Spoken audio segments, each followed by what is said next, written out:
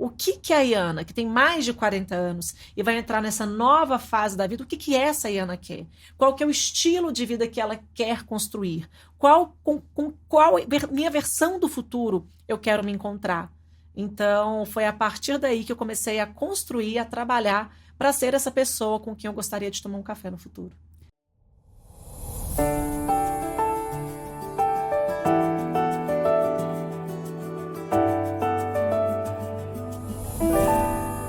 Hoje, eu tenho a honra e a alegria de receber uma mulher que construiu a sua trajetória com coragem, autenticidade e muita dedicação. Ela não guarda os seus incômodos em caixas. Iana Coimbra começou a sua carreira como assessora de imprensa, realizou o sonho de trabalhar em grandes redações, atuando como repórter e apresentadora por quase 15 anos em emissoras como SBT e Globo. Mas Iana não parou por aí. Decidida a explorar novos caminhos, ela optou por se reinventar, tornando-se uma grande escritora, palestrante, mestre e PhD em comunicação. Iana lançou o livro Aqui Tem Textão, onde com leveza e profundidade ela costura relatos íntimos sobre dores e delícias da maternidade, do casamento com o namorado do colégio, da rotina em família, carreira, vida acadêmica e vida profissional. É uma narrativa sincera e inspiradora, que toca quem lê de maneira muito profunda e muito especial. Hoje eu tenho aqui a honra de conhecer pessoalmente mais sobre essa mulher que, com palavras e coragem, escolheu construir um novo caminho para a sua vida. Seja muito bem-vinda. Ai, Maria, obrigada. Quando a gente ouve a história da gente narrada por outra pessoa, a gente sendo apresentado por uma outra voz, a gente para e pensa, mas foi comigo mesmo? Eu sou essa pessoa mesmo? Sim, eu sou essa pessoa. É diferente, É né? diferente, sim. É diferente esse lugar. Você construiu uma carreira sólida, né, na televisão, e talvez um sonho de muitos, inclusive, mas você decidiu seguir um novo caminho. E como que foi esse processo de mudança? O que te motivou a buscar novos horizontes e te trouxe até aqui? Uau, Maria, essa é uma pergunta que me fazem muito, assim, né? Porque quando a gente vai numa faculdade, eu vou bastante em faculdade, dar palestra para alunos, para estudantes, as pessoas elas têm um deslumbramento, né, com essa imagem da televisão, aquilo que se passa na televisão. E eu fui fazer jornalismo sonhando em ser repórter de TV. Mas quando a gente faz a escolha do quem a gente quer ser no futuro, a partir de uma formação, de uma graduação, de um ensino superior, a gente tem 16, 17, 18 anos. Somos pessoas em formação. E aí a gente deslumbra, né? A gente vislumbra algo que muitas vezes nos deslumbra naquele momento. Só que aí a gente faz a faculdade, vai para o mercado, realiza sonhos, conquista aquilo que a gente queria, né? A gente chega no topo das montanhas que a gente estabelece para a gente mesmo. E aí houve um momento, a partir do nascimento do meu segundo filho, em que eu comecei a pensar, tá, o que eu posso fazer além de segurar um microfone? Né? Qual outro sonho eu posso viver? Conquistei tanto, fiz tantas coisas incríveis, gravei com tantas pessoas extraordinárias, contei tantas histórias. Tá bom, mas se hoje a televisão deixar de ser uma realidade, o que mais eu sei fazer da vida? E foi um processo que eu costumo dizer que foi pegar os meus incômodos, e muitas vezes a gente pega o incômodo, a gente coloca debaixo do tapete, né? Guarda no armário, faz de conta que Foi não numa viu, caixinha? esconde. Eu não, o meu processo é o contrário. Quando algo me move, quando algo me incomoda, eu pego esse incômodo e eu trago ele para mim. E aí eu vou incubar o meu incômodo, elaborar o meu incômodo e tecer movimentos, tecer gestos e histórias a partir desses incômodos. Então, esses incômodos que começaram no ano de 2020, no início de 2020, eles resultaram num pedido de demissão e eles resultaram no estabelecimento de outros sonhos. E quando eu pedi demissão, era o ano em que eu completaria 40 anos, e eu acho que para a mulher essa é uma data muito emblemática, né? Quando a gente completa os 40. E eu lembro da minha sensação assim de, ok, para aquela Iana adolescente, para aquela Iana jovem do início da carreira, eu entreguei para ela tudo que ela me pediu, né? Então, casei, tive filho, fiz pós-graduação, fiz MBA, fiz mestrado, fiz doutorado, fiz reportagens incríveis, apresentei jornais. Ok. O que que a Iana, que tem mais de 40 anos e vai entrar nessa nova fase da vida, o que que essa Iana quer? Qual que é o estilo de vida que ela quer construir? com qual minha versão do futuro eu quero me encontrar. Então, foi a partir daí que eu comecei a construir, a trabalhar para ser essa pessoa com quem eu gostaria de tomar um café no futuro. Teve alguma coisa que deu esse clique ou foi acontecendo? Ou não? Porque eu tô te falando isso porque algumas pessoas relataram, né, aqui nos stories que nutrem, um certo momento que fez o clique, que deu essa virada. Você trouxe 40 anos, que eu acho que realmente é uma data emblemática para as mulheres, né? Eu me coloco nesse lugar, inclusive. 2020 eu completei 40 anos. E em que momento, além dos 40, tinha algo que já vibrava ali atrás para você sair daquele lugar? Sim, eu nunca gostei de ser uma versão só. Eu Uhum. sempre fui aquela pessoa de fazer muita coisa ao mesmo tempo, múltiplos interesses. Então, assim, eu fui fazer mestrado quando os meus pares não faziam. Eu gostava de ler coisas que as pessoas não liam. Então, eu sempre fiz muita coisa ao mesmo tempo. Uma mulher à frente do seu Eu tempo? não gosto de me colocar nesse Não. lugar, não, porque eu acho que a gente existem tempos que percorrem e cortam trajetórias diferentes e de formas diferentes. Então, não quero me colocar à frente de ninguém, assim, eu me coloco ao lado de várias pessoas Adorei. e cada uma sendo atravessada por acontecimentos e fatos e incômodos diferentes, mas que em algum momento a gente se encontra. Por isso que eu não me coloco à frente do meu Uhum. tempo. Eu acho que eu estava no meu tempo. E os incômodos, eles chegam em tempos diversos. Então, assim, na época, meu pedido de demissão foi em março, eu estava com 39 anos, eu fiz aniversário em agosto, mas os incômodos eles foram chegando a partir dos 36. E era muito isso, assim, eu li um livro nessa época que chama Ouse Crescer, de uma autora chamada Tara Moore, e ela falava assim, tá, daqui a um tempo, suponha que você agora fechou seus olhos, você sai da Terra, e daqui a 20 anos você bate na porta da sua versão do futuro. E aí você bate na porta dessa pessoa. Quem é a pessoa que te recebe? Como que ela está vestida? O que que ela te fala? Qual bebida ela te oferece? Como que é o cabelo dela? É uma vida que você se orgulha? É uma vida que você não se orgulha? O que que você quer? Agora pergunta para ela, o que que você fez para chegar onde você chegou e se tornar quem você se tornou?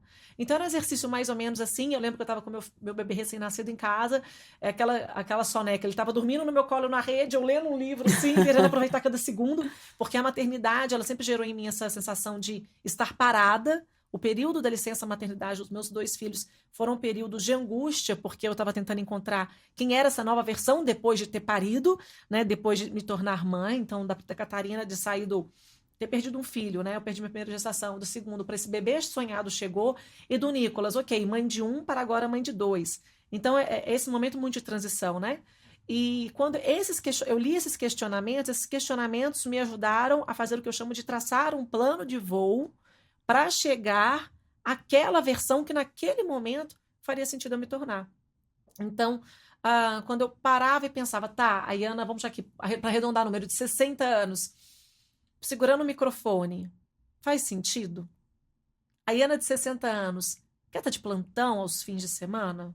A Iana de 60 anos, ela quer estar dentro desse padrão, desse telejornalismo, desse tipo de vida? Essa Iana, ela é compatível com a Iana que eu gostaria de ser? E aí eu descobri que não era. E foi muito angustiante.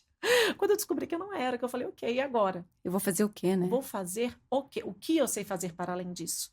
Quem eu sou para além de um crachá de peso? Quem eu sou para além dessa imagem que você bate o olho e se reconhece? Eu sou a Iana da onde? E aí foi um processo de 3 anos de desconstrução, de desimaginação. Eu uso muito essa palavra, desimaginação. Eu vi no livro. Né? De desimaginar quem eu era, desimaginar quem eu queria ser, para construir aquela pessoa que eu gostaria de abrir a porta para mim mesma no futuro. Essa Iana que não guarda os seus incômodos, que enfrenta. Todos. Porque eu costumo dizer que precisa ter coragem para se autoconhecer. Uhum. Porque não é fácil, Não. né? A gente vai lidar com muitas questões, muitos incômodos. Ela vem desde sempre? Eu sei que ali se aprofundou quando você trouxe Sim. os 36 anos. Mas ela já vinha já era algo que era da sua personalidade, do seu jeito mesmo? Eu sempre fui uma incomodada. Adorei. Eu sempre fui incomodada e sempre incomodei. Eu sempre incomodei. Eu tô com meu marido há 26 anos, né? Então eu falo que é o meu namorado de colégio, porque mas assim, eu tô com meu marido há 26 anos. Então ele fala, na vida inteira você incomodou muitas pessoas. E claro que eu incomodei, porque eu sou a incomodada. Eu li recentemente um livro que ele fala, o livro que você gostaria que seus pais tivessem lido, o livro que você gostaria que seus filhos gostariam que você tivesse lido, algo desse tipo, esqueci o nome. E ele fala sobre essa questão da zona de conforto, né? Uhum. E aí a gente fala muito assim, sai da zona de conforto. E aí, lendo esse livro, eu entendi que, na verdade, não é que eu quero sair da zona de conforto, eu estou o tempo todo ampliando a minha zona de conforto. Eu quero ser confortável sempre. Estou sentada aqui confortavelmente, tenho uma taça de água, estou conversando aqui no cenário bonito, uma conversa ótima, estamos belamente vestidas. Conforto, delicioso. Verdade. Mas eu quero ampliar as minhas zonas de conforto. Mas a gente só tem conforto a partir do momento em que algo que nos desconforta, algo que nos incomoda, se torna familiar. Então, a vida toda, algo me incomodava, por que isso está me incomodando? É claro que as respostas não são sempre gostosas de encarar, né? Então, eu sempre fui uma pessoa incomodada, inquieta e em busca e sedenta por respostas. E aí o que acontece? Eu cavo. Então, em alguma parte do meu livro eu falo isso, né? Que dá trabalho você sair do raso. Sim. Você cavar, muitas vezes se torna uma pessoa difícil, às vezes uma pessoa pesada, porque eu vou problematizar tudo. Então, quando eu não quero problematizar, vem um incômodo, eu não quero elaborá-lo, eu falo assim, hoje não, hoje tá só tomando café, hoje é só para ser leve. Mas quando eu falo que eu busco uma vida leve, que eu tento construir uma escrita que é leve, reflexões para trazer leveza, mas é porque a profundidade é gigantesca. E quando é profundo demais, aí você flutua, aí fica leve. Nossa. Que coisa linda isso. Eu não sei se faz sentido. Faz assim, sentido? Porque talvez em outras palavras, é o que eu acredito. E é o que tá do meu jeito no meu livro. Por isso que eu acho que eu me conectei tanto com a sua história, né? Eu falei com você que eu retornei, né, de viagem, lendo o livro e chorando, e as pessoas olhando para mim, né? Eu muito emocionada, porque em vários lugares dos seus textões eu me encontrei, né? E você traz de uma forma, eu não sei se é poética, se seria essa palavra, mas é como se você lesse a gente por dentro. Tô falando por mim, né? Que é a minha leitura. Ai, fala mais que eu tô gostando de ouvir. E a gente... E uma das partes mais emocionantes para mim foi quando você traz histórias de outras mulheres das suas entrevistas, mas é a parte do seu primeiro filho. Porque eu sou mãe de 3 bebês que já estão no céu. E por muito tempo, eu deixei de ser mãe, porque em algum lugar me trouxeram para esse lugar e eu acreditei nisso. Internamente, eu me incomodava, porque eu falei, eu não fui mãe. Eu sou mãe. Porque, e aí eu comecei quando eu fui lendo a sua fala, eu me lembrei de todo Dia das Mães, eu não recebia os parabéns pelos Dia das Mães. Só que eu fazia uma coisa comigo mesma. Até uma prima minha falar comigo, em 2019, 2009 foi minha última perda, meu terceiro bebê. Então, só 10 anos depois, uma prima minha me parabeniza por ser mãe de anjos. Ali eu me apropriei disso, mas assim, com muita verdade, porque eu falei, alguém entendeu o que eu sinto. Alguém entendeu que o fato de não estar aqui fisicamente não me tirou esse título de ser mãe, porque de alguma forma, e no tempo deles, eles vieram. E quando eu li a forma com que você trouxe, eu falei, que bom que tem alguém que pensa como eu e que trouxe isso de uma forma muito leve, o jeito que você trouxe. Eu fiquei extremamente emocionada quando eu li. Foi um processo duro ali, né? Quando a gente vê a sua história também, e isso me conecta, porque para mim também foi um processo muito duro, em que eu me culpei muito, inclusive. O parceiro não tinha culpa nenhuma, né? Eu trouxe a culpa toda para mim. E as pessoas também direcionavam para mim. É ela que não dá conta, é o corpo dela que rejeita, né? Então veio tudo para cima de mim e eu aceitei essa culpa até um certo tempo e até eu me apropriar de que eu sou mãe de 3 anjos. E hoje eu falo com muito orgulho, hoje eu me apresento assim. Antes eu não me apresentava, né? Então, sim, sou mãe com muito orgulho dos meus 3 anjinhos, que a gente sabe que a gente vai se encontrar em algum momento lá no céu. E aí, quando você trouxe isso para mim foi tão forte e foi tão bom, parece que você me acolheu quando eu li, que eu queria que você falasse um pouco, se você se sentir à vontade, porque Falo foi super. muito forte para mim e foi muito, mais do que forte, foi acolhedor. Eu me senti abraçada, assim. Você está falando aqui justamente desse textão aí, você marcou, né, aqui no livro. Saí marcando tudo. Peguei esse livro que está aqui no cenário, que é seu, que eu quero finalmente escrever e fazer uma dedicatória para você. Quando eu perdi o meu primeiro filho, eu perdi meu primeiro bebê em 2014. Não se falava muito sobre isso. Você, então, na sua época, menos ainda. 2008, 2009. E aí, eu me via como num não lugar. Né? Então, assim, na minha família, ainda, as crianças não tinham vindo. Eu fui a primeira engravidada das minhas irmãs, da família do meu marido também. Mas das minhas amigas, já tinham amigas engravidando. Aquele movimento, né? E aí, quando eu perdi, a minha sensação era de que eu tinha falhado, né? E a gente se coloca nesse lugar. E eu não queria falar sobre isso. Eu queria ignorar essa história. Uhum. E eu ignorei essa história durante bastante tempo. E as pessoas queriam falar, eu não queria falar, eu falava, eu chorava. Se bobear, eu choro até hoje. Sim. Se bobear, não. Tava contando essa história, sei lá, semana passada, para uma pessoa que tinha perdido o filho, e chorei tudo de novo. E as pessoas falam assim, mas como que você chora se você já tem 2 filhos? Você engravidou rápido da Catarina. Depois veio o Nicolas. Como que você chora por uma criança que, na verdade, não existiu, que você perdeu no início, eu perdi com 9 semanas, e se você já teve 2 filhos depois? E aí, isso era como se eu fosse obrigada a apagar a existência desse primeiro ser humano. E aí, vou fazer uma provocação para você. Você não é mãe de 3 anjos, você é mãe de 3 pessoas. Sim. Pessoas. Eu acredito que a vida ela começa na concepção. Aí você vai ter um monte de discussão política, teológica, biológica, enfim. Eu parto do ponto que toda a vida começa na concepção. Eu parto do ponto que a partir do momento em que houve a concepção, há um ser humano, não é um anjo, é uma pessoa. Uma pessoa que tem uma missão, uma pessoa que vem com um propósito, independentemente de quantos dias ela esteve aqui. Ela esteve. Eu tô com 41 anos hoje, ainda tô cumprindo o meu propósito. Uhum. O meu primeiro bebê precisou de 9 semanas para cumprir o propósito dele.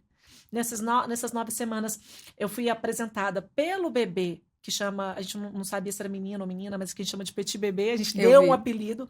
A gente brincava, o petit bebê, porque a gente começou a falar sobre filhos, a gente estava na França, aí começamos a brincar do falar francês, petit bebê. E eu queria muito chamar por um nome, chamar por um apelido, chamar por algo. Em 9 semanas, o petit bebê fez uma revolução na minha vida. Me virou do avesso. Me confrontou com as minhas culpas, me confrontou com os meus medos, me confrontou com a minha capacidade de achar que eu controlava a minha vida, controlava a minha existência. Meu Deus, essa pessoa precisou de 9 semanas para gerar em mim todas essas mudanças, para que eu recebesse os meus filhos que vieram e que eu crio com uma mãe muito melhor. E aí houve um momento da minha jornada em que eu precisei entender que eu deveria falar sobre essa pessoa. Porque essa pessoa existiu. Incluir, né? Isso, inclui na minha narrativa. E aí minha filha estava com 3 anos, eu já falava sobre esse assunto, vez ou outra, mas eu fui contar para a Catarina que ela tinha um irmão ou uma irmã que ela não conhece, que é o petit bebê. E ela ficou, como sei? Onde está? E aí... Vou parafrasear, né, outra pessoa querida, a Eishla, que uma vez ela falando assim, eu não sou a mãe que perdeu o filho, eu sou a mãe que sabe onde o filho está. Uau! E aí eu virei para a Cat, eu falei, filha, é o coração do petit bebê, parou de nascer. Eu fiz um ensaio de foto, então tem fotos de eu grávida com 2 meses de gestação. Falei, essa foto aqui na barriga não é você, essa foto aqui é o petit bebê e esse irmão existe. E a gente chama de você, de menina arco-íris, porque é a criança que vem depois do nascimento. Nesse mesmo período, uma amiga muito querida estava tentando engravidar, não conseguia e perdeu uma gestação. Uhum. E aquele Dia das Mães para ela foi absurdamente dolorido. Então, esse textão eu escrevi pensando nela. E aí, depois ele veio para o livro repaginado, e aí eu coloco, né, que não é porque não existe uma criança correndo pela casa que ela nunca existiu.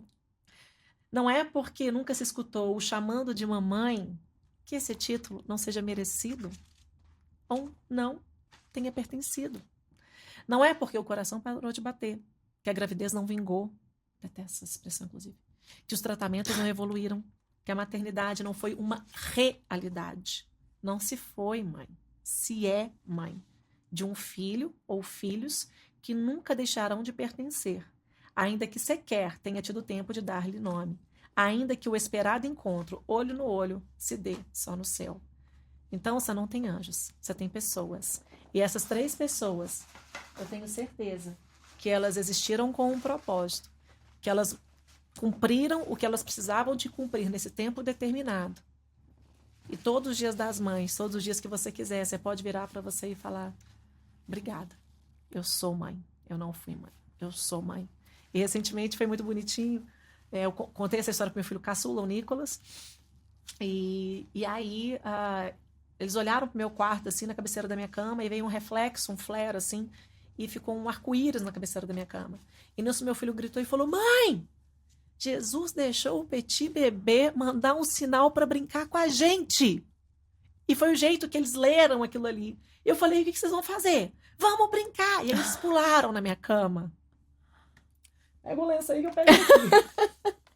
E aí eles pularam na minha cama e ficaram brincando com aquele reflexo de arco-íris e fazendo coração. E eu sou evangélica, eu não acredito em comunicação com mortos, eu não acredito nisso. Mas eu acredito que naquele momento Deus promoveu esse encontro de uma forma linda e tudo mais, para que os meus filhos entendessem que essa primeira vida existiu e que a gente não vai apagar. Meu Deus. Eu falo que eu sou a pior entrevistada. Você me pergunta uma coisa, eu respondo 15 e nenhuma do que você me perguntou. Mas foi... Eu entrei nesse lugar, né, porque não tinha como não entrar. Eu voltei muito emocionada sábado da minha viagem. E o domingo eu acordei muito leve. Eu tenho lá, né, eu também dei nomes aos meus. Quais os nomes? Miguel, Gabriel e Sofia, que são nome de anjos. Eu não descobri o sexo dos meus filhos, mas eu constantemente sonho com 2 meninas, com uma menina e 2 meninos brincando de ciranda comigo. Então eu entendi que era para ser assim. Eu me lembro que antes eu tinha dado o nome de 3 anjos homens, e aí o Felipe, meu sobrinho, falou assim: titia, tá errado, é uma menina, então vamos ter um nome de anjinha. E aí veio Sofia. Então são os 3 nomes dos meus filhos. Parabéns pelos 3. Obrigada. Gente, não chegou ao fim, tá? Tá parecendo um final de podcast, mas a gente não chegou ao fim. Respira. E continuando, né, o seu livro, eu ainda não terminei, tô quase terminando, mas eu percebi o quanto você traz temas tão íntimos, tão atuais. E como é que foi esse processo, assim, de pegar suas experiências pessoais, inclusive do jornalismo mesmo, trazer isso para um texto, mas você alcança a gente enquanto mulher, você mexe com a gente, porque mesmo que aquela personagem não seja a gente se vê naquela pessoa de alguma forma. A história do socorro, né, da mulher pedindo socorro e você chamou a polícia. Então, como que você conseguiu fazer isso? É um dom? Como que foi isso? É um dom lapidado. Um dom lapidado. Eu sempre escrevi muito, eu sempre escrevi desde criança. Então, eu tenho diários desde os meus 9 anos de idade. Então, eu tinha esse hábito de criança e ao longo da adolescência de escrever as minhas histórias. E eu entendi que a escrita, para mim, ela tinha um lugar terapêutico. Ela tinha um lugar de elaboração da minha própria vida. E quando eu fui fazer meu doutorado em comunicação na UFMG, eu fui pesquisar chama escrita de si, né? E a escrita de si, ela está dentro de um pacote, digamos assim, da arte, né? Das técnicas de si, que é baseada lá na antiguidade, nos estoicos, enfim. E Foucault, ele vai fazer ele revisita, ele vai elaborar essa ideia da escrita de si a partir da leitura de Sêneca. E aí, o Foucault, ele vai falar sobre a gente construir a vida da gente como se fosse uma obra de arte. Pensar na vida da gente como se fosse uma obra de arte. E a nossa escrita, ela é esse lugar onde você consegue transformar os seus dias numa obra de arte. Então, por que aqui tem textão? Porque são textões aleatórios. Mas são textões aleatórios em que eu fui escrever para tentar me elaborar, para tentar, às vezes, explicar o mundo para mim, me explicar para o mundo, né? A Tati Bernardi, que é outra pessoa que também está muito ali na autoficção, ela fala muito disso, né? Que ela escreve para poder explicar o mundo para ela e para se explicar o mundo para ela. Quando ela falou isso, eu falei, faz sentido. Eu sou muito uma pessoa das referências. Eu detesto falar alguma coisa que não fui eu que falei, que eu ouvi de outro, então eu faço questão de dar A referência. das referências. Então, a escrita é esse meu lugar. E a escrita do jornalismo é uma escrita muito dura, muito objetiva. Então, tem uma história que eu conto aqui no livro, que é da venezuelana, que na hora que eu vi essa mulher me contando a história de como é que ela saiu da Venezuela, chegou no Brasil e tudo mais, eu fiz a reportagem lá do tempo que dava, 1 minuto e meio, 2 minutos. Eu falei, eu queria escrever tanto mais sobre essa mulher, eu queria tanto aprofundar em camadas que vão para além daquilo que o jornalismo me entrega.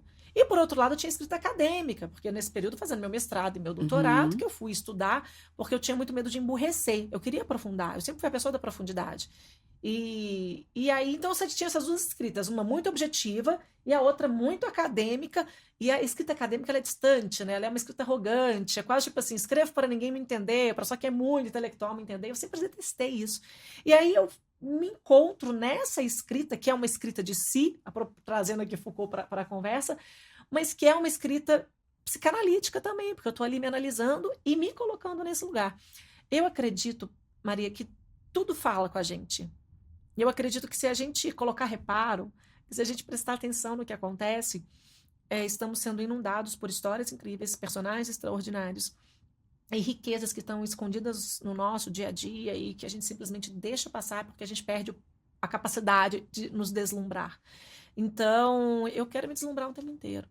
E eu quero pegar aquilo que me deslumbra e eu quero compartilhar, porque eu acho um desperdício a gente guardar aquilo que nos impacta, que te impacta, que mudou a nossa história, colocar debaixo do braço e falar, isso aqui é só para mim. É claro que eu tenho as escritas que são só para mim, eu tenho coisa que é só para mim, mas eu sou uma pessoa que eu gosto de voar em bando. Então, eu escrevo para voar, mas para soprar asas de outras pessoas, porque a gente possa voar em bando. Para mim é isso que a escrita faz. Ela é uma poetisa. Cada fala que ela fecha, parece que a gente está fechando o podcast porque você traz um encerramento muito bonito, assim, com muita profundidade, né? Quando eu fiz a sua abertura, eu trouxe isso, dessa profundidade, dessa autenticidade. Você é muito autêntica no que você faz, no que você fala, né? A forma com que você se posiciona. Vamos voltar um pouquinho, que você começou a falar, né? Veio o Petit Bebê, e aí veio a Catarina, e em seguida veio o Nicolas. Sim. E como foi isso para você? Não sei como foi a sua experiência, sei um pouco porque eu li, mas assim, pra gente contar para as pessoas, porque no meu caso, quando eu perdi o primeiro e veio a gravidez do segundo, já vem o medo de perder de novo. Sempre. Né? E como foi esse processo para você após o Petit Bebê? Como que foi você lidar com essa perda? Foi muito difícil e muito solitário. E nessa época eu ainda não fazia terapia. Então, terapia não era uma coisa que você já faz há muito tempo. Não, a terapia veio com o Nicolas. Porque até então eu sempre fui uma pessoa muito resolvida, Maria. Entendi. Como eu sempre pego meus incômodos, elaboro os meus incômodos e não fujo dos meus incômodos, eu sempre me elaborei. Você dava conta? Eu dava conta. Então eu sempre me elaborava escrevendo ou conversando ou na minha relação com Deus. Então eu sempre dei conta. E no meu processo de perda do Petit Bebê, eu fui para esse lugar de dar conta. E eu acredito que eu dei conta, né? Então, depois eu fui escrever sobre isso, fui fazer, né? Fui olhar para essa dor com mais cuidado e produzir coisas a partir disso. Porque eu falo que eu não desperdiço nada que me acontece. Tudo que me acontece em algum momento, eu aproveito, vira história e serve para, eu chamo de pó de diamante. Depois eu explico o que é o pó de diamante. Então, vira pó de diamante para soprar. Então, na primeira vez eu não fazia terapia e foi para esse lugar. A Catarina, eu tinha dificuldade de me apegar a ela durante a gestação. Porque eu tinha muito medo de sofrer o tanto que eu tinha sofrido anteriormente. Como se a gente pudesse controlar o sofrimento, né? Uma decisão completamente irracional, porque a gente não controla o sofrimento. Da mesma forma que a gente não controla a intensidade da alegria. Os acontecimentos são acontecimentos, eles nos afetam, e por mais que a gente tente controlar, a gente não consegue. Então, na verdade, a Brené Brown fala sobre isso, que às vezes a gente quer calar o que é ruim, mas quando a gente para de sentir o que é ruim, a gente para de sentir o que é bom. Perfeito. E não funciona. Então, hoje eu sou a pessoa que eu sinto tudo, assim, pode vir, eu sinto, elaboro, posso chorar, vira do avesso. Vai fazer parte, né? Vai fazer parte da história. Não acredito em superação. Uhum. Esse discurso de você vai superar. Ah, pelo amor de Deus, você supera a morte de um filho. Você superou as suas 3 perdas? Não. Honestamente. Dói até hoje.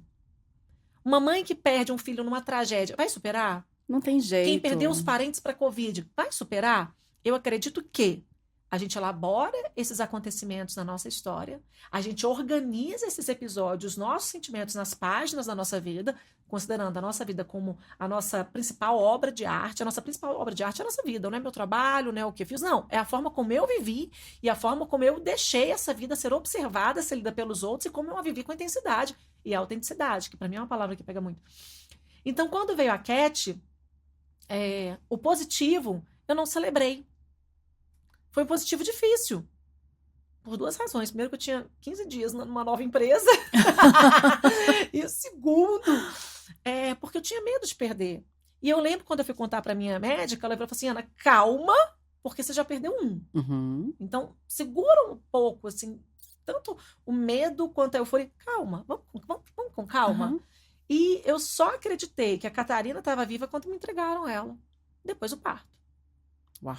Até o medo dela estar comigo, eu tinha medo. Eu tive um tombo horroroso em casa, assim. Eu não consigo ficar quieta, faço muita coisa. Eu ia receber umas amigas em casa. Eu tava de 8 meses. Eu subi num banco, não façam isso, não recomendo. Subi num banco para poder pegar um prato, um negócio bonito. Caí do banco, era muito alto.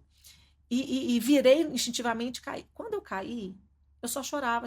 Não porque eu tava sentindo dor. O medo mas que eu de falei, perder, matei né? minha filha. E liguei correndo pra minha médica, e aí ela perguntou, tá sangrando e tal? E Ana, só fica quieta, calma, tá tudo bem. E eu vi que instintivamente eu consegui cair certo e proteger e tal. Então eu tinha muito medo de que de alguma forma eu pudesse eu estragar aquela gestação. Uhum. Mas na hora que me entregaram a Catarina, eu falei...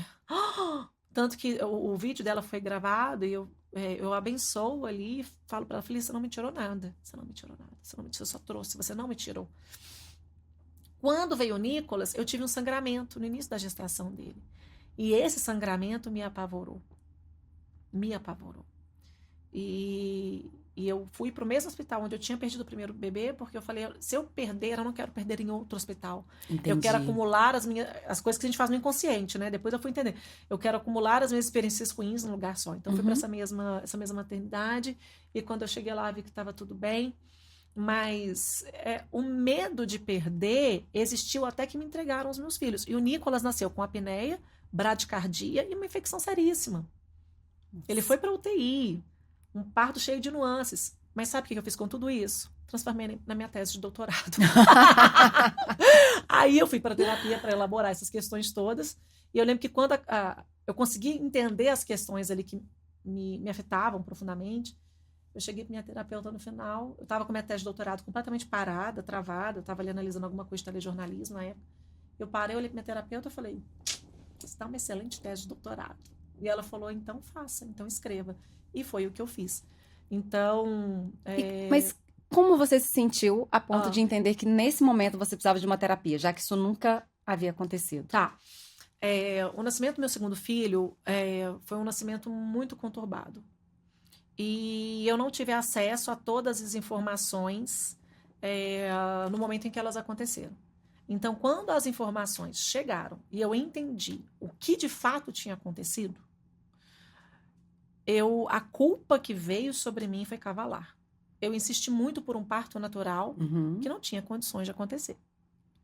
Então, eu fiquei muito mal, E aí, nesse dia, quando essas informações chegaram, eu tive um café na parte da manhã, tomei esse café, e aí as informações chegaram, eu fui trabalhar, estava na redação, quando eu cheguei na redação, minha colega Juliana Perdigão estava do meu lado, a Ju olhou e ela falou, Ana, o que está acontecendo? Você está estranha, você está aérea? Eu falei, tô, eu contei para ela a história. E aí ela virou para mim e falou, vamos pesquisar. E aí a gente começou a pesquisar, e eu virei para ela e falei, Ju, eu quero o telefone da sua terapeuta agora, porque essa situação eu não quero elaborar sozinha. Eu já tinha dado conta de tanta coisa. Eu falei, eu não quero ter que dar conta disso sozinha. Eu quero alguém para segurar na minha mãozinha e falar, vamos cavar Vamos juntas. juntas. Vamos pegar esses incômodos juntas. E foi esse processo. Eu lembro quando eu cheguei na sala da minha terapeuta, assim, na semana seguinte, eu até tenho outro textão no meu livro que chama Terapia, que eu conto essa história assim, né? Eu cheguei lá, eu não sabia os códigos, eu não sabia o que você faz. O que eu falo? O que eu O que eu falo? faço? E é engraçado, assim, quando eu lembro da roupa, eu tava com um macacão preto, raramente eu uso preto. Por que eu tava usando preto naquele dia? Eu tava de cabelo preso. Mas era o choro que tava preso. E aí, na hora que ela virou pra mim, falou assim, o que te trouxe aqui? 2h30 depois eu parei de falar. Foi um choro. Pra quem nem sabia o que ia fazer, né? E aí, sessão de terapia é maravilhosa por causa disso. Então, a terapia, ela veio para esse lugar, nesse momento em que eu senti que eu não queria encarar esses incômodos sozinhas. Eu queria entrar nessa sala escura, acompanhada, com alguém me ajudando a fazer as perguntas que eu evitava me fazer. Porque o meu processo de elaboração pessoal é por meio de perguntas. Não é à toa que eu sou jornalista, né? Não é à toa que eu 15 anos de reportagem. Sim. As perguntas que eu faço são as perguntas que me geram as respostas, as perguntas a partir dos meus incômodos. Então, eu precisava que outra pessoa fizesse as perguntas. As perguntas que talvez eu não tivesse coragem de fazer para mim mesma. E uma tese de doutorado é o quê? São perguntas que você faz e que você quer responder a essas perguntas. Então, posso dizer com tranquilidade que as respostas que eu encontrei na sala de terapia foram as respostas que depois eu encontrei na minha tese de doutorado e que está escrita e está na biblioteca da UFMG. Mas escrevi, entreguei na biblioteca e nunca mais tive coragem de ler novamente. Porque foi um assunto elaborado, ponto final, fim, tá lá na minha estante. Talvez, em algum momento, Você vai revisitar. eu decida revisitar. Você traz uma clareza muito grande desse seu processo de decisão. Uhum. Eu tive depressão há 11 anos atrás, passei por um burnout recente em 2021, mas hoje não, mas lá atrás eu precisei de alguém junto me orientando. Você precisa disso, você precisa do psiquiatra, né? Eu tive pânico, então em algum momento eu precisei de uma direção. Você não precisou? Isso veio muito claro para você? Muito claro, muito claro. Nunca tive depressão diagnosticada, Uhum. eu nunca tive burnout diagnosticada, apesar Aham. de saber Apesar de, né? claramente que naquele momento era um momento de burnout. E que nem sempre vai ser diagnosticado. Assim, aliás, falei que não foi diagnosticado, mas teve uma vez que eu fui fazer um check-up no final de um ano específico, e que aí eu levei todos os exames, e que aí a nutróloga na minha frente, ela parou, olhou e falou assim, isso aqui é seu? Eu falei, tem certeza que esse exame não tá trocado? Gente. Eu falei, tenho. Eu falei, por quê? Ela falou, porque a mulher que eu tô vendo aqui nesse papel, esses exames, é de uma pessoa que não consegue levantar da cama. E eu tô vendo uma mulher aqui na frente me falando que faz um monte de coisa, que trabalha, que não sei o que lá, blá, blá. Eu falei assim, não tá compatível. E eu falei, então você que me explica. Eu falei, eu não sei explicar. Você é profissional. Você me conta o que tá acontecendo. Aí a resposta dela foi, claro, depois fui pra terapia, né, pra olhar isso. Ela falou, olha, o seu corpo aprendeu a trabalhar numa alta performance tão grande, a entregar tanto, que até quando ele não tem condição de entregar, Ele entrega. ele entrega, e o seu subconsciente vai mascarando as coisas para você não perceber e para você entregar. Só que aí você entrega e depois você sucumbe. Aí eu, olha, não é que é assim mesmo? Mas pegando essa fala, e se isso te parar? O que você faz hoje para lidar com essa vida acelerada, assim, com essa alta performance? Eu aprendi a dizer não para mim mesma. Dificílimo. Difícil. Se a gente começar a conversar aqui mais um pouco, você me der uma ideia, Você vai. crio 15 projetos.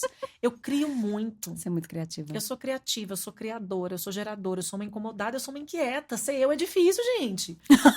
Ser eu é muito difícil. As pessoas só vê o tanto que eu entrego, mas não vê o tanto que eu tô aqui. Não tá vendo os bastidores, né? Mas eu tento ser muito honesta nos bastidores que eu compartilho. Mas eu sou muito criativa e eu tenho necessidade de estar em movimento, de criar, porque se eu não crio, eu me sinto entalada com as coisas. Então, assim, eu preciso colocar no mundo de alguma forma. Então, se você olhar ali no meu celular, no bloco de notas, deve ter, sei lá, ideias de 10 livros. Ideia de 10 livros, de não sei quantos projetos. Então, hoje a minha maior dificuldade é dizer não para mim mesma. Uhum. E todos esses processos que eu tenho vivido há quase 2 anos são processos em dizer não. Mas qual que é o meu critério para dizer não? O quanto que esse ato, esse projeto, essa ação, esse trabalho, isso aqui vai me levar para essa pessoa que eu quero ser no futuro. O quanto que isso aqui me entrega aquilo que eu de fato busco. O quanto que esse fazer está alinhado com o que eu acredito ser o meu propósito. E aí é mais fácil dizer não. Você Mas tem eu clareza de quem você quer ser no futuro. Tenho, mas muda às vezes, porque às vezes eu vejo... Ai, Maria, assim, pode parecer arrogante, mas não é. Eu lembro quando nesse processo de vestibular, assim, né, eu queria fazer jornalismo, fiz. Eu tinha o sonho de fazer relações internacionais, muito por causa dessa questão eu participava dos modelos da ONU, das simulações da ONU. Quando começou isso aqui em Belo Horizonte, eu fiz parte desse primeiro movimento. Então, eu tinha muita vontade dessa coisa da diplomacia e também queria fazer turismo. Ou seja, eu queria fazer tudo, né? E eu lembro que quando eu estava nessa questão, eu virei para Deus e falei, Deus, eu sei que eu vou ser bem-sucedida em qualquer escolha que eu fizer. Porque aquilo que eu escolher fazer, eu vou fazer bem feito. Eu entrego. E o que eu não sei, eu dou um jeito de aprender. Então, eu sou muito assim. Então, eu tinha muita... o cenário muda, porque a partir do momento que eu vejo que eu faço uma coisa muito bem, eu falo, será que é isso? E aí eu volto para aquilo que eu quero, eu volto para o meu propósito e vou traçando caminhos. Por que eu escrevi meu livro?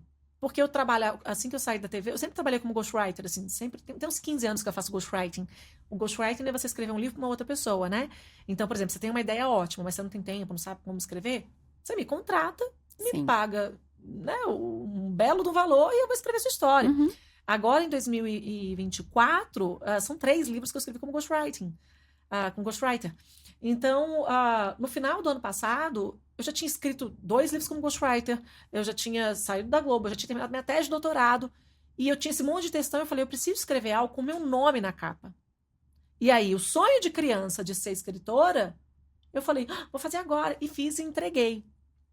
Então, quero ser uma escritora. Eu tinha essa visão muito clara, assim, de querer ser palestrante, querer dar palestra, porque eu sei falar, eu sei conectar, então eu falei, eu quero fazer isso.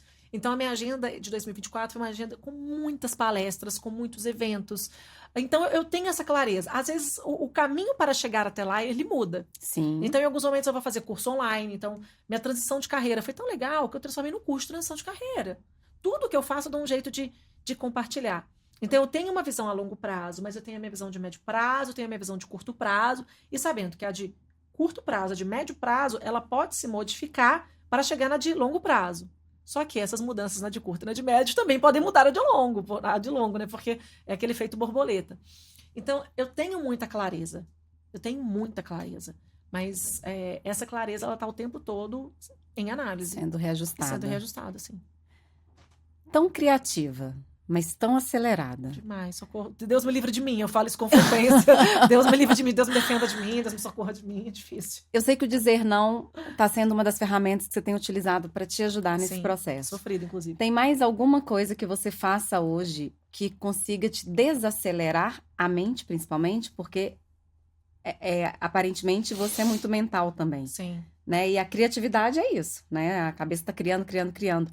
Tem algo que você faça que você consiga te desacelerar? Tem. E é uma coisa que eu tenho colocado, focado para colocar nas minhas manhãs. Não é atividade física, porque atividade física, quando eu faço, muitas vezes eu estou fazendo atividade física ouvindo aula. Tem gente que usa atividade física para isso, né? Não é meu caso.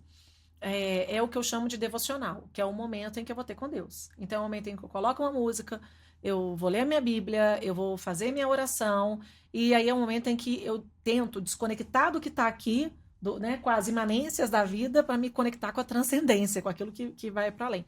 Então, é nesse momento que eu costumo desconectar. Só que aí acontece, aí brota mais ideia, aí eu faço outras conexões, aí vem um textão.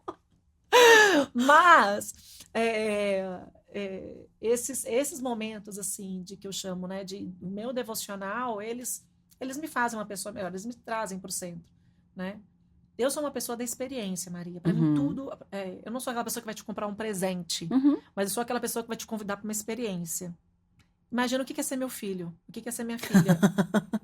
O pai dá presente, eu levo para experiência. Então, assim, o tempo todo eu estou pensando em como marcar a vida dos meus filhos, como marcar a vida do meu marido com base nas experiências. E é isso que vai ficar, né? A memória afetiva. É o que vai ficar registrado mesmo. Exato. Então, o meu lugar de desacelerar é esse. Aí eu sinto que Deus vai e me para, sabe? São nesses momentos. Mas existem momentos, assim, de exaustão total, de tal. É E difícil. quando chega esses momentos que você entendeu que você tá exausto, tá esgotado, o que que você faz? Durmo, vou pra rede, vou pra natureza. Choro, eu choro muito de cansaço. Várias vezes, assim, eu lembro de eu sair de plantão, independentemente do local onde eu estava trabalhando. E o corpo estava tão carregado e que eu ia pelo caminho chorando. Você está chorando por quê? De cansada. Mas meu corpo, ele precisa extravasar de alguma forma. Extravasa pela lágrima. Então, às vezes, eu choro de cansaço. Essa coisa da contemplação. Eu sou uma contempladora. O meu esforço é não transformar a minha contemplação em mais uma criação. Porque se deixar, eu paro Vira um aqui. Eu projeto. começo a olhar essa. Nossa, que lindo. Ai, se eu aprender a fazer arranjo de flor. Vira um projeto. Não, eu fiz isso. Olha a loucura, né? Na época da pandemia, estávamos todos muito loucos. Mas estava todo mundo fazendo bolo de cenoura, né? Claro que eu fazia bolo de cenoura também. Com a Catarina e meu filho bebezinho. E eu queria levar afeto para as pessoas da família. E era um Dia das Mães. E. Ai, nunca tinha contado essa história, lembrei dela agora. E aí, nessa coisa do Dia das Mães, a casa onde eu moro, o morador antigo, tinha deixado um monte de vidrinho de perfume. Eu nunca soube para que era aquilo, mas eu guardei. E eu moro no jardim, com quintal, flor e tudo mais. Eu comecei a pegar e falei com minha filha, falei, vamos fazer arranjos? E vamos fazer um bolo? E vamos fazer cartas? E vamos fazer entregas? E aí a gente fez isso na Páscoa, Catarina vestiu de coelhinha, aí fomos parando de casa em casa com distância, entregando uma cestinha com arranjo de flor, gente, com os potinhos de vidro que eu achei na minha casa, e com o bolo de cenoura que a gente fez, e depois a gente fez pro Dia das Mães, a gente fez brownies, e demos inclusive no Dia das Mães para uma tia minha que teve 9 perdas. E eu virei e falei, tia, tô te dando porque essa é a mãe. E foi muito emocionante. Então, assim, para mim é muito difícil parar, porque aí você fala, para e lê um livro. Beleza, vou parar e vou ler um livro. Já vou pensar em fazer um clube do livro, porque eu tenho um grupo de leitura que eu faço isso todo ano. Então, até meu processo de ler livro vira curadoria e eu vou usar esse livro que eu li para poder falar em alguma coisa em outro momento. E é isso que eu falo que é o pó de diamante. Porque o processo de lapidação de diamante, você tem a pedra bruta, vai sendo lapidado, e esse pó ele vai caindo. Só que esse pó que cai, ele serve como um instrumento para lapidar outros diamantes. Nossa, Então, que lindo. a minha vida é assim, tudo que sai eu falo, é pó de diamante. É ruim, é pó de diamante, é pó de diamante. É muito pó. Mais pó do que diamante, no final das contas. É impressionante como que você valoriza cada marca, cada etapa da sua vida, assim. Sim. E essa peça que está do seu lado, né, que é ela está adaptada, né, ao Kintsugi, que é a filosofia japonesa, que fala das marcas do tempo. E eu queria que você falasse um pouco pra gente, pra quem tá te ouvindo também, porque boa parte das pessoas invalidam as suas histórias, acham até que não tem história.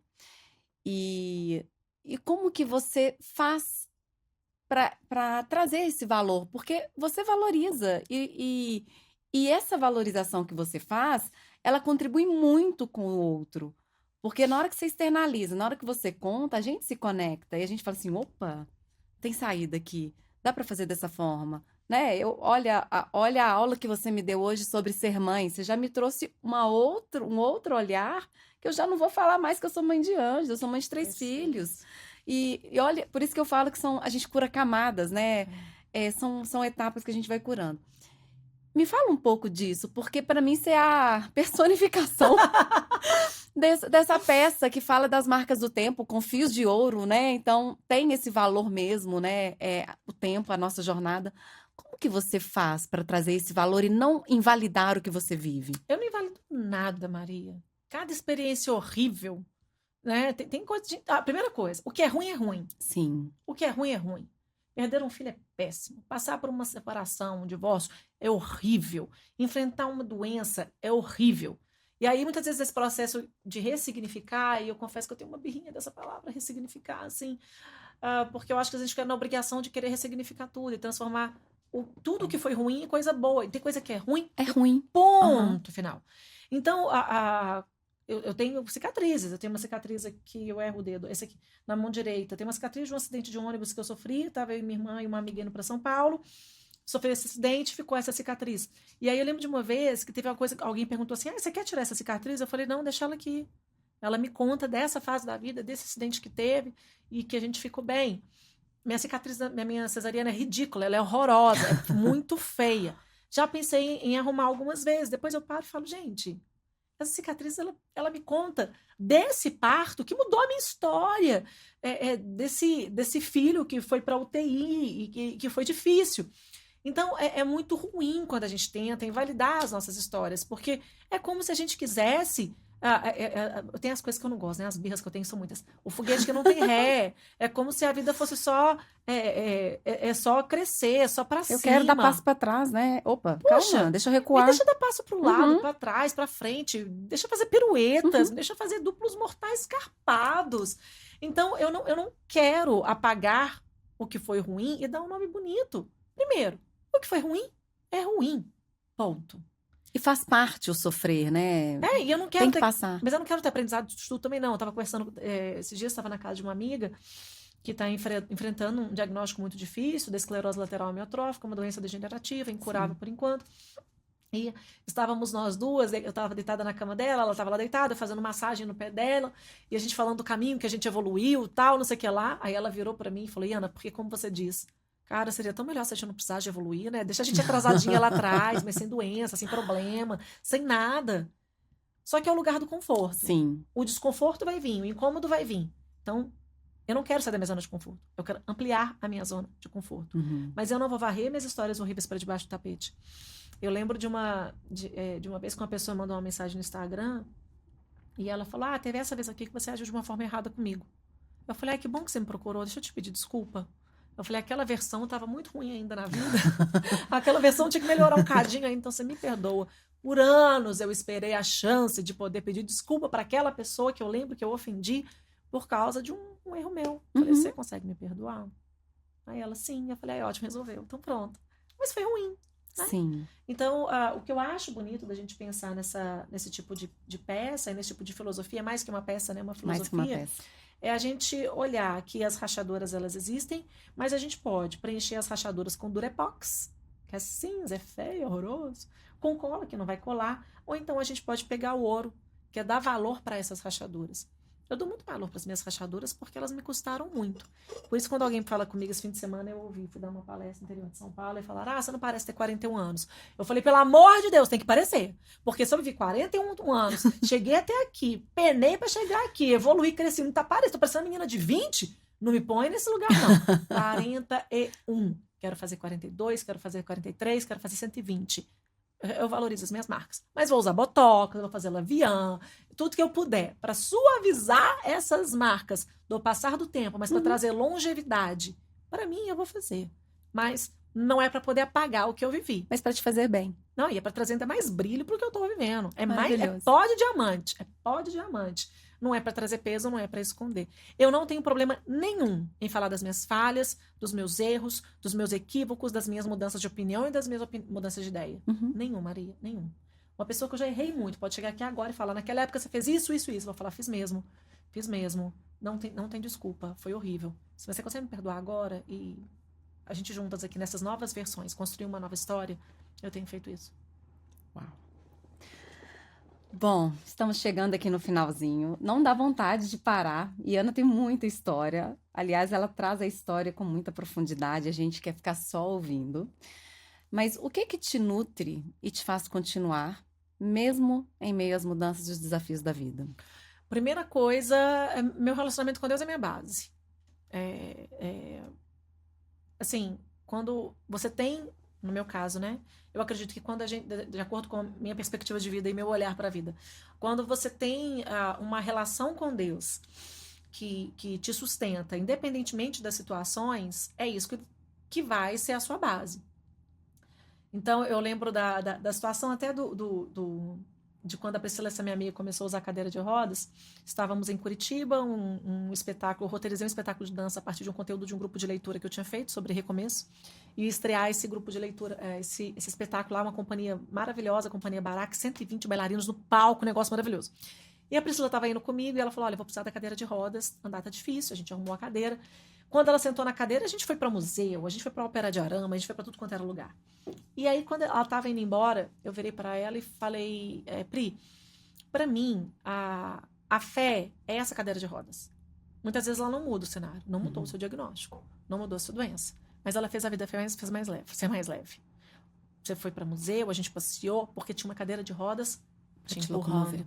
para te locomover, para permitir que você fosse desse estado para o outro. Então, eu vejo que a minha fé, a minha relação com Deus, não é uma cadeira de rodas, mas é meu patins. É a rodinha que está aqui no pé, que me faz avançar. São as asas. Quando eu falo que meu negócio é soprar asas, e eu quero soprar asas de outras pessoas, essas asas não são aleatórias. Essas asas, minha fé está aqui. Tira a minha fé, sobra nada. Claro, tem os amores da minha vida, meu marido e os meus filhos, e muito meu marido, assim.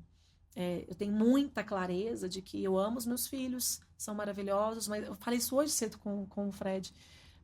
A nossa família existe porque um dia eu e ele nos olhamos e falamos, vamos construir uma história juntos. E num tempo em que muito tem se falado sobre relação aberta, não como é que fala? Vocês Monogamia. entenderam, né? É, é, essa decisão por criarmos uma base, estarmos um com o outro, para criar um futuro, porque é bom estar junto. Então, o Fred é esse meu lugar de recarregar. Então, ele passou 4 dias numa montanha, no movimento que chama Legendários. Eu estava no interior de São Paulo, com meus compromissos, falando com mulheres. Minha filha estava num acampamento com as crianças da idade dela. E quando a gente se encontrou, eu falei, ai, me abraça, deixa eu me recarregar. Então, ele é muito esse ponto de recarregar e de equilíbrio, e de falar comigo. Acho que você está indo além do que você dá conta. Ele te me puxa. Ele me puxa, mas ele me sopra. Ele é meu Que trampolim, legal. mas ele é minha base. Eu nunca ouvi dele um não faça. Nossa relação não tá nesse lugar do não faça, não vá. O dele, ele vai falar assim: você acha que o seu corpo Vai aguentar? aguenta toda essa carga? Você acha que você daria conta de mais uma viagem? Né? Então, ele é muito essa base. E os filhos da gente é uma delícia, né? Porque eles me colocam nesse lugar de que, ao mesmo tempo em que eu os protejo, eu vivencio experiências com eles que eu já vivi. Então, eles me conectam com a Meiana criança. E a minha filha, nessa fase agora de 9 anos, eu tenho muita lembrança dessa Iana de 9 anos, que é essa base para essa Iana de 41. Então, eu vivo hoje muita coisa que essa Iana de 9 anos queria. Então, quando eu olho para minha filha, o olhar de esperança, a beleza que ela vê nas coisas, dessa criatividade que vai fluindo, eu me abasteço disso também.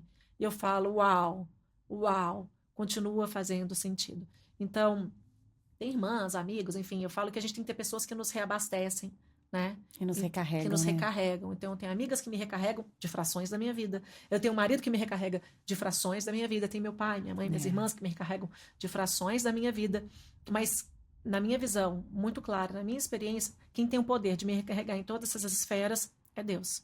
Mas essas outras pessoas são essenciais para esse quebra-cabeça, esse mosaico complicado, falante, incomodado, inquieto, que se chama Iana. E verdadeira, né? Eu A tento, sua né? verdade é muito, é Eu muito tento. admirável, é muito. Eu acho que eu até esqueci, né, de falar. Se você tá gostando, curte, compartilha, porque eu estou aqui, gente, alucinada te ouvindo, porque é atrativo, é admirável te ouvir e te ouvir com muita verdade. A gente não tem uma Iana só de brilho, a gente tem uma Iana de altos e baixos. Muito baixo, E gente. Eu falo que é o pântano. Eu tenho muitos momentos de pântano. O pântano é passagem, não é uhum, onde eu moro. Mas uhum. tem um momento de Mas ele pântano. existe, né? E por que eu falo pântano? Porque o pântano gruda, né? Você Gruda. vai andando, ele Ele gruda. E existe. às vezes você precisa de alguém para te tirar do pântano. Então, meu marido me tira do pântano, minhas amigas me tiram do pântano, que isso também pode ser usado como recarregar. Só uma coisa mais aqui que é legal ver. Aquele seriado Made, já me falaram pra falar seriado, que seriado é coisa de velho, tem que falar série. Aquela série. Não sabia disso. Dani Murá, minha amiga, vocês falou, amiga, não fala mais seriado, fala série. Dani Murá, lembrei de você, meu amor. Na série Made, tem um momento em que a personagem principal ela tá numa tristeza profunda e ela mostra assim, como se ela entra no sofá, o sofá engolisse ela, ela vai parar dentro de uma árvore. Eu falo, olha, desenharam o meu pântano.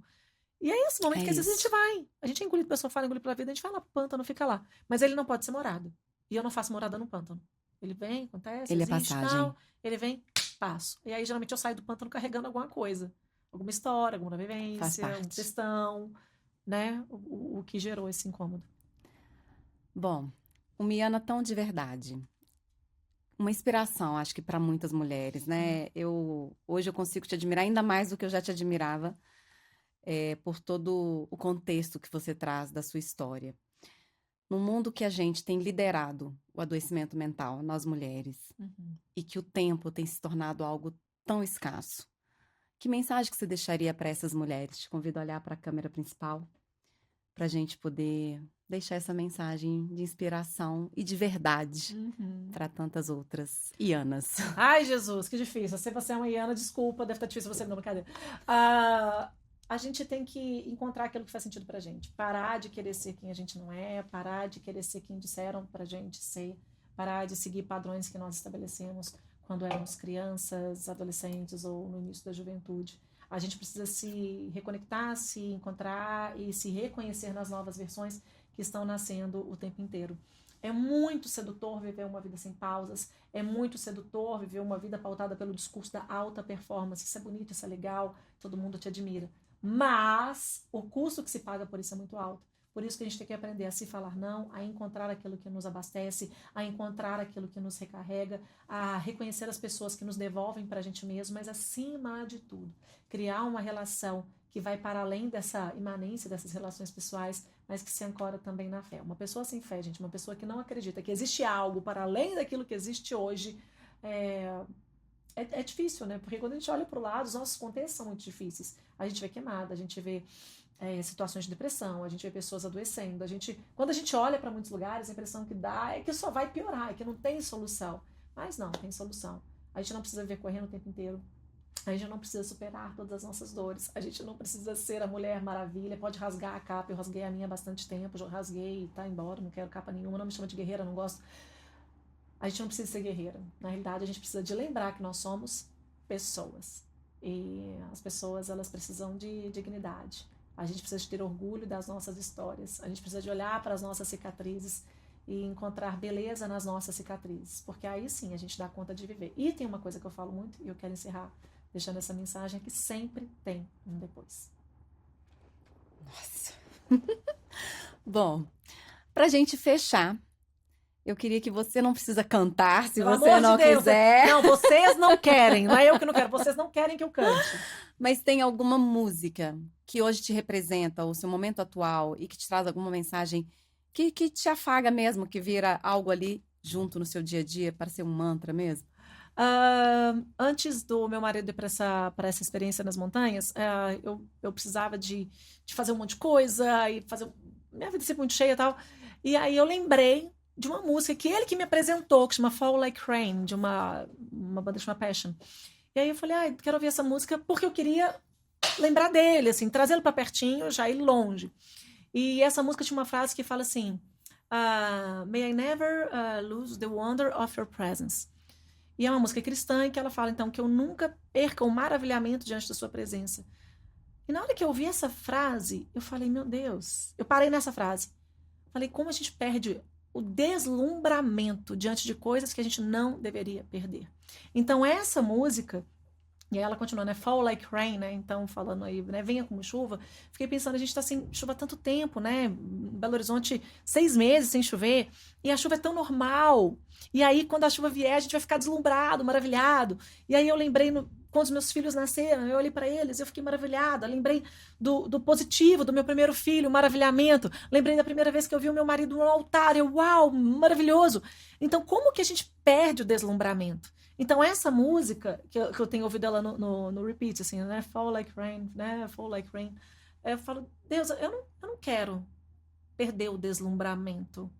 Né? Claro, o deslumbramento, a música fala de Deus, mas não só esse deslumbramento por Deus, mas esse deslumbramento pela vida e esse deslumbramento pelas pessoas que são sinais de Deus na Terra. Tem gente que é Deus purinho, que você olha ali, essa pessoa te move de uma forma, te toca de uma forma, né? E quando a gente pensa nesse deslumbramento, a gente está perdendo o deslumbramento. É muito fácil a gente perder o deslumbramento na correria. É muito fácil a gente perder o deslumbramento quando a gente só quer entregar e a gente não se desabastece, não se reabastece. Então, essa música, Fall Like Rain, do Passion, tem sido a música que eu estou ouvindo e tem virado essa minha oração de Deus, eu quero ser uma deslumbrada. Eu quero ser uma deslumbrada. Deus me livre de ser uma pessoa blasé, Maria. Eu tenho antipatia de gente blasé. Não quero ser blasé. Eu quero ser uma deslumbrada. Quem é a Iana? Uma deslumbrada. Eu quero me deslumbrar por esse encontro, essa conversa, por você, pelo seu livro, por esse girassol, por esse negócio aqui, por essa taça, por esse cenário lindo. Eu quero ser uma deslumbrada, porque é muito triste quando a gente deixa o brilho do nosso olhar ir embora. Então, podem me chamar de deslumbrada com muito prazer.